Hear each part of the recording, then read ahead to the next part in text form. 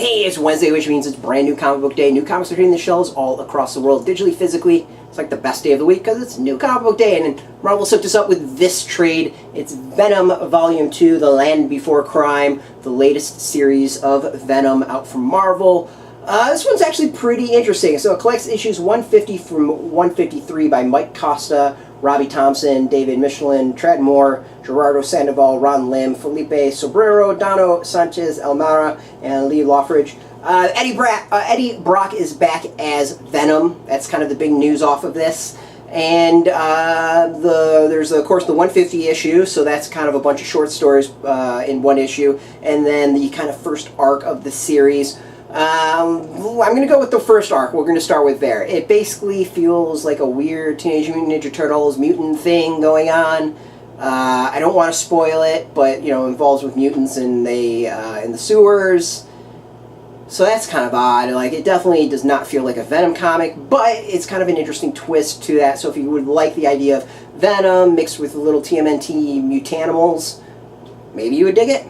But really what stands out to me is that 150 issue. There's a bunch of different stories in it, from varying degrees of it. All of them are pretty decent. There's one in particular, you'll know it when you read it, that actually blew me away. I thought it was absolutely fantastic. The ending of it does have some ramifications in further issues, and it really kind of plays out the whole Venom-Eddie Brock dynamic.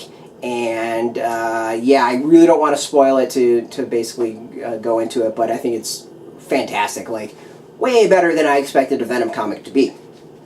As far as art, the 150 issue does kind of flip around with some different art styles, but I generally have dug it. I kind of dig this art style of that, but that's just one of the artists for the kind of ongoing series. We'll go with this. You can see some badass Venomness in there. I like the art. I really dig the art, probably more than the story. And the story I actually enjoyed. So overall, this is pretty good. Like, if you haven't checked out Venom in a while, this is a good spot to start. It's not necessarily the Marvel Legacy, but it goes back a few months, and I actually think it's probably a better spot to start than the Marvel Legacy comics. So you go check this out now. It's $16.99 out in comic book stores. Basically, I enjoyed it. Like, that's the best thing. Like, I enjoyed it. I thought it was fun, and it's one where I was kind of happy to read it.